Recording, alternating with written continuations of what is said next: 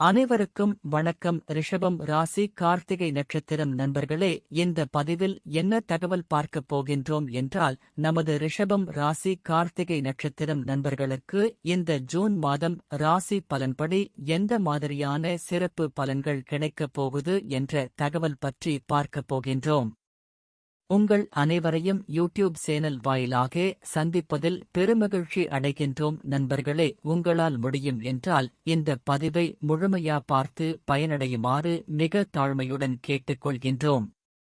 அது மட்டும் அல்லாது நீங்கள் நமது சேனலுக்கு இதுதான் முதல் தடவை வருகை தந்து உள்ளீர்கள் என்றால் நமது சேனலை மறக்காம சப்ஸ்கிரைப் பண்ணிக்கோங்க. மேலும் பக்கத்துல இருக்கின்ற பெல் பட்டனையும் பிரஸ் பண்ணிக்கோங்க. அப்பதான் நாம ஃபியூச்சர்ல ரிஷபம் ராசி கார்த்திகை நட்சத்திரம் பத்தி எந்த ஒரு பதிவு போட்டோம் என்றாலும் உங்களுக்கு நோட்டிபிகேஷன் வழியாக தகவல் தெரியப்படுத்த முடியும் நண்பர்களே.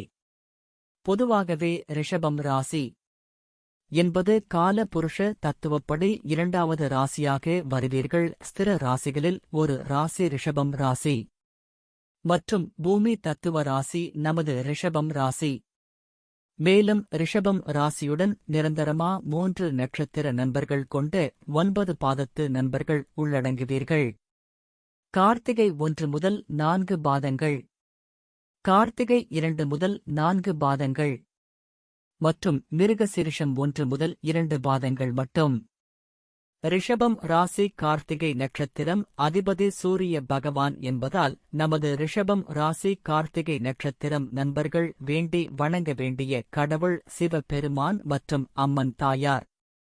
உங்களால் முடியும் என்றால் ஒவ்வொரு வார வெள்ளிக்கிழமை உங்கள் வீட்டின் அருகில் இருக்கின்ற சிவபெருமான் மற்றும் அம்மன் தாயார் கோவிலுக்கு சென்று கடவுள் வழிபாடு செய்துவிட்டு வாருங்கள். அப்படி செய்தால் உங்களுக்கு வரவிருக்கும் பிரச்சனைகளில் இருந்து உங்களை நீங்கள் காப்பாற்றிக் கொள்ள முடியும். தற்பொழுது உங்களுக்கு ராகு 11ஆம் வீடான மூத்த சகோதர சகோதரிகள் ஸ்தானத்தில் இருக்கின்றார். இது ஒரு நல்ல சிறப்பான அம்சமாகும். பொதுவாக சர்ப்ப கிரகங்களோ அல்லது பாவ கிரகங்களோ உபஜயஸ்தானங்களான 3, 6, 10 அல்லது 11 ஆகிய இடங்களில் இருந்தால் நல்ல பலன்கள் கிடைக்கும் என்பது ஐதீகம். அதற்கு ஏற்றவாறு தற்பொழுது ராகு 11ஆம் வீட்டில் இருப்பதால் உங்களுக்கு தன வரவு அதிகரிக்கும். புதிதாக தொழில் தொடங்க வாய்ப்புகள் உள்ளது. வேலை செய்யும் இடத்தில நல்ல அங்கீகாரம் கிடைக்கும். ஒரு சில நண்பர்கள் பங்கு சந்தையில் பணத்தை முதலீடு செய்ய உள்ளீர்கள். நீங்கள் பங்கு சந்தையில் பணத்தை முதலீடு செய்தால் நீங்கள் எதிர்பார்த்த மாதிரி உங்களுக்கு லாபம் சற்று அதிகமாக கிடைக்கும். எனினும் பங்கு சந்தை என்பது ஒரு விதமான சூதாட்ட களம் என்பதால் பணத்தை முதலீடு செய்வதற்கு முன்னர் நன்றாக யோசித்து பணத்தை முதலீடு செய்வது நல்லது. இல்லை என்றால் தேவை அற்ற நிதி இழப்புகள் ஏற்படுவதற்கு வாய்ப்புகள் உள்ளது. இம்போர்ட் மற்றும் எக்ஸ்போர்ட் செய்யும் தொழில் செய்பவர்களுக்கு உங்களின் தொழில் வளர்ச்சி அடைய வாய்ப்புகள் உள்ளது. புதிதாக சொத்துக்கள் வாங்க வாய்ப்புகள் உள்ளது. கேது பகவான் உங்களுடைய 5ஆம் வீடான பூர்வ புண்ணிய ஸ்தானத்தில் இருக்கின்றார்.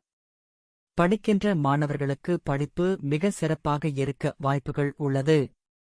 உங்கள் பிள்ளைகளுக்கும் உங்களுக்கும் கருத்து வேறுபாடுகள் ஏற்பட வாய்ப்புகள் உள்ளது. உங்கள் பிள்ளைகள் மூலம் உங்களுக்கு சமுதாயத்தில் நல்ல பெயர் கிடைக்கும். காதல் செய்யும் நண்பர்கள் சற்றும் விட்டு கொடுத்து போவது நல்லது. பூர்வீக சொத்துக்கள் கிடைப்பதில் சற்று கால தாமதம் ஏற்பட வாய்ப்புகள் உள்ளது. உங்கள் பிள்ளைகளின் உடல் நலத்தில் அக்கறை எடுத்துக்கொள்வது நல்லது. பிள்ளைகள் இல்லாத தம்பதிகளுக்கு பிள்ளைகள் வரம் கிடைக்க சற்று கால தாமதம் ஏற்பட வாய்ப்புகள் உள்ளது. நீங்கள் ஒரு தடவை உங்கள் குல தெய்வ கோவில் சென்று கடவுள் வழிபாடு செய்துவிட்டு வருவது நல்லது. அப்படி செய்துவிட்டு வந்தால் உங்களுக்கு குழந்தைகள் வரம் பற்றி ஒரு நல்ல தகவல் கிடைக்க வாய்ப்புகள் உள்ளது. கேது பகவான் உங்களுடைய 5ஆம் வீடான பூர்வ புண்ணிய ஸ்தானத்தில் இருக்கின்றார். படிக்கின்ற மாணவர்களுக்கு படிப்பு மிக சிறப்பாக இருக்க வாய்ப்புகள் உள்ளது. உங்கள் பிள்ளைகளுக்கும் உங்களுக்கும் கருத்து வேறுபாடுகள் ஏற்பட வாய்ப்புகள் உள்ளது. உங்கள் பிள்ளைகள் மூலம் உங்களுக்கு சமுதாயத்தில் நல்ல பெயர் கிடைக்கும். காதல் செய்யும் நண்பர்கள் சற்றும் விட்டு கொடுத்து போவது நல்லது.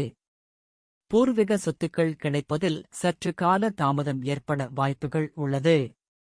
உங்கள் பிள்ளைகளின் உடல் நலத்தில் அக்கறை கொள்வது நல்லது.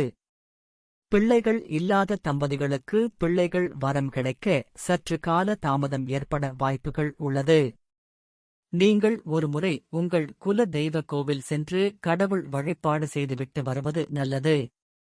அப்படி செய்துவிட்டு வந்தால் உங்களுக்கு குழந்தைகள் வரம் பற்றி ஒரு நல்ல தகவல் கிடைக்க வாய்ப்புகள் உள்ளது. உங்களுக்கு பிடித்த திருத்தலங்களுக்கு சென்று கடவுள் வழிபாடு செய்துவிட்டு வருவீர்கள். சனி பகவான் தற்பொழுது உங்களுடைய 10ஆம் இடமான தொழில் மற்றும் கர்மஸ்தானத்தில் இருக்கின்றார். 10ல் ஒரு பாவியாவது இருக்க வேண்டும் என்பது ஐதீகம். அதற்கு தகுந்த மாதிரி நமது சனி பகவான் உங்களது தொழில் ஸ்தானத்தில் அமர்ந்து உள்ளார். நீங்கள் வேலை செய்யும் இடத்தில உங்களுக்கு நல்ல அங்கீகாரம் கிடைக்கும். அரசாங்க உத்தியோகம் எதிர்பார்ப்பவர்களுக்கு நல்ல அரசாங்க உத்தியோகம் கிடைக்கும். ஏற்கனவே அரசாங்க உத்தியோகத்தில் இருப்பவர்களுக்கு பதவி உயர்வு மற்றும் ஊதிய உயர்வு கிடைக்கும். பொறியியல், சட்டம், கணக்கியல், நிர்வாகம் மற்றும் கற்பித்தல் ஆகிய துறையில் இருப்பவர்களுக்கு மிக நன்றாக இருக்கும். புதிய தொழில் ஆரம்பிக்க நினைப்பவர்களுக்கு இது ஒரு நல்ல காலகட்டமாக இருக்கும். சிறு சேமிப்பு திட்டங்களில் பணத்தை சேமித்து வைப்பீர்கள். உங்களின் இம்போர்ட் மற்றும் எக்ஸ்போர்ட் பிசினஸ் மிக சிறப்பாக இருக்கும். வேலை செய்பவர்கள் அயல் நாடு சென்று வேலை செய்வதற்கு வாய்ப்புகள் உள்ளது. குரு பகவான் தற்பொழுது உங்களுடைய 1ஆம் இடமான ராசியில் அமர்ந்து இருக்கின்றார்.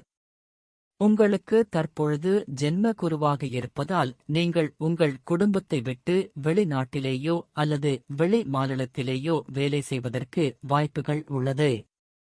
உங்களுக்கு சமுதாயத்தில் நல்ல பெயர் கிடைக்க வாய்ப்புகள் உள்ளது. நீங்கள் வேலை செய்யும் இடத்தில பதவி உயர்வு மற்றும் ஊதிய உயர்வும் கிடைக்கும்.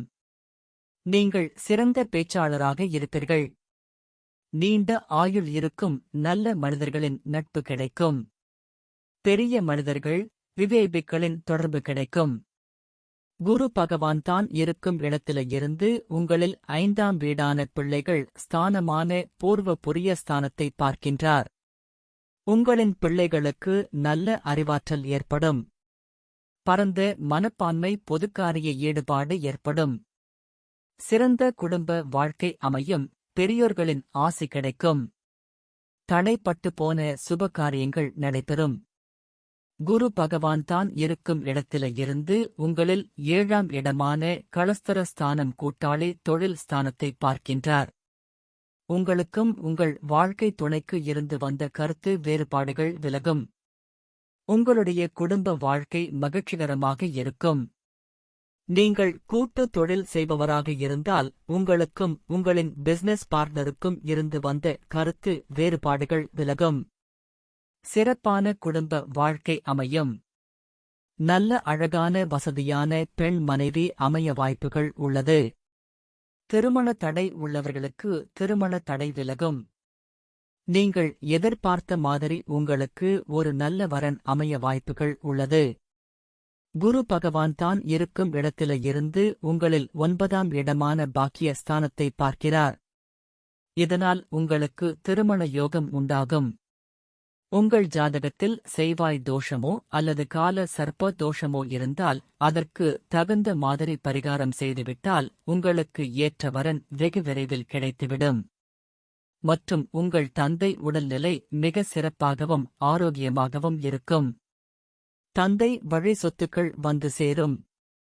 முதல் திருமணம் விவாகரத்து ஆனவர்களுக்கு 2ஆம் திருமணம் கைகூடும். உங்களது ராசியில் சூரியன் இருப்பதால் உங்கள் உடலில் உஷ்ணம் அதிகமாக இருக்கும். முடிந்தவரை தேவையான அளவுக்கு தண்ணீர் குடிப்பது நல்லது. வேலை செய்யும் இடத்தில தலைமை பொறுப்பு கிடைக்கும். உங்களது ராசியில் புதன் இருப்பதால் புதன் திக்பலம் பெறுகிறார். பல புதிய விஷயங்களை கற்றுக்கொள்வதில் ஆர்வம் இருக்கும். சாதுரியம் உள்ள பேச்சுகளை பேசுகின்றவராகவும் தீர்க்காயுசு உள்ளவராகவும் நீங்கள் இருப்பீர்கள். எப்பேற்பட்ட சூழ்நிலைகளையும் எதிர்கொள்ள உங்களை நீங்கள் தயார்படுத்திக் கொள்வீர்கள்.